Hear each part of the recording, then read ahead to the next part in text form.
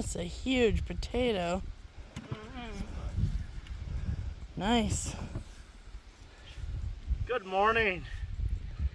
Welcome to the Pontiac row.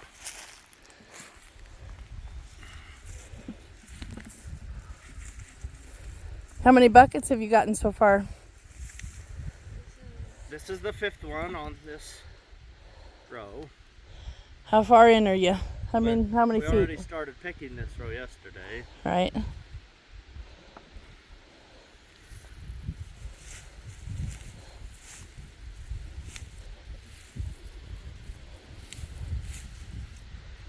I harvest the potatoes when the plants start to sprawl out.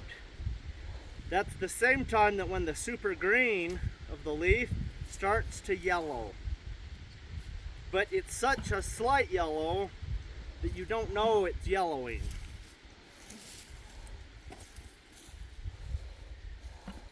If they're already this yellow, that's way too yellow. But if you look at this row here, see how the plant has sprawled and fallen down? The plant is no longer up like this. 2 weeks ago, this whole potato row was up like this. But these are starting to go pale. See a little bit of yellowness in So there? you're looking at the yellowing along the edge Right of the here, leaf. kind of, yeah. But sometimes they don't yellow along the edge. It's really hard. So essentially the plant doesn't look as healthy as it normally would. Yeah, see how it's sprawled out right there? Yep. Once your plant looks like that, the potatoes won't grow anymore. That's my experience. So it's time to just bring them out. Yeah, if the Idaho potato farmers watch this, they'll say, oh, you don't know nothing. I am coming at it from a gardening perspective, so there's certainly room for discussion about this. But this is when I take them out and get them in the root cellar, and it has worked really well for us. But these are Pontiac, and look how beautiful they are. They are gorgeous. They're such good potatoes that the rodents are even eating them. We picked one last year. So from the top, pull out one of those big ones. Yeah, It was a big, beautiful potato like that. This. And we turned it over. I picked it up, and it was nothing to it. There was a little mouse hole. And the whole thing was eaten out. Hauled out. It was like a mouse house, potato mouse house. So I'll show you how I harvest them.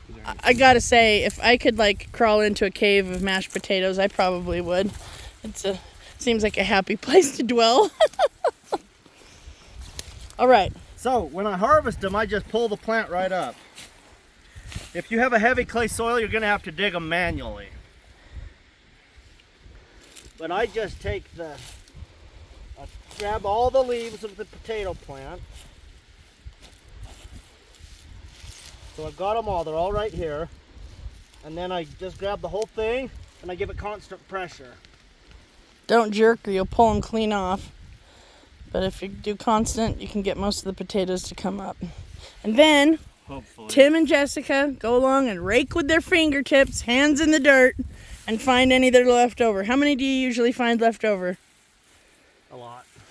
They're not staying hooked to the plants as good this year as they did last year. We ran out of bucket space. We're out of buckets. So that means we're going to take this bucket. So you came at the perfect time. We'll run over to the shop and we sort them. Oh, great. So all the potatoes that are golf ball sized, we save those for seed for next year. And then the tiny potatoes and the big potatoes all go in a sack to be eaten. So we're going to run over there right now and you can see it. But before you go, let me show you the next variety. We'll just go right here.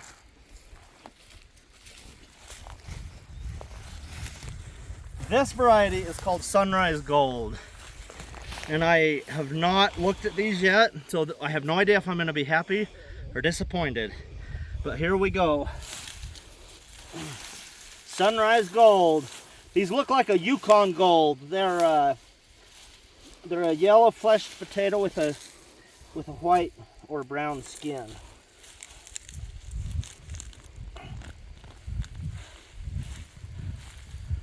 So far that scares me to death. That is not a good sign.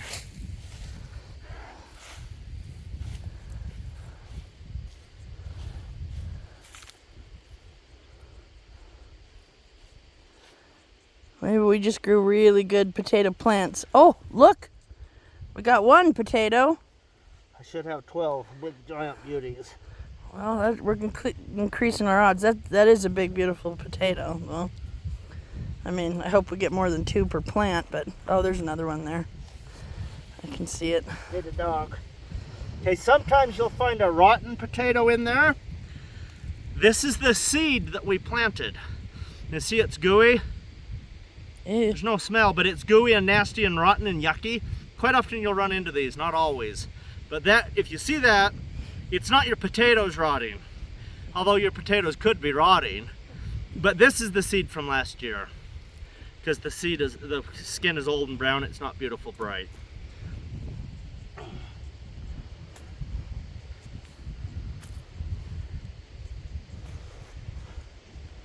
I'm glad there's a breeze today. It's warm. Yeah, it's nice. Really nice. Oh, I don't think you need to be disappointed. It looks like you're going to get a lot of potatoes. They're just going to be a little trickier to dig. I need my... You need a digging fork. Gophers. Come on, gophers. Okay. Are you guys the human equivalent of a digging fork?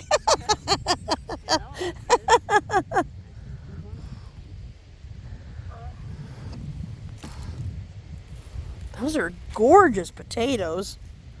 Oh my word. That looks like a scalloped potato dinner waiting to happen. Here's what I love about these Sunrise Gold. They have great shelf life. When I planted these this spring, they had, the eyes on them were just tiny. When we planted these, it was great. And they were still firm and good to eat. We were still eating those in the winter and they were wonderful. Nice. Oh, sorry. I'm sorry. I wish we could train those dogs of mine to dig out potatoes.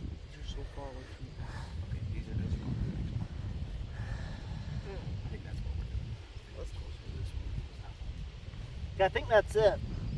That was pretty good. Okay, so let's see what we got. That was a good haul from one plant. 1, 2. Line them up here so we can see them. Let's pull that one out. Put your littles in front. Okay, so that's not bad. What did I say I wanted? 12 big potatoes. 3, 6, 9, 12, 15. 10 big potatoes, and then 11, 12, 13, 14, 15 medium potatoes. Nice. So these 4 are my smallest ones. And that's not a small potato, that's just a good potato. It's a good tater. But my biggest ones would be this one.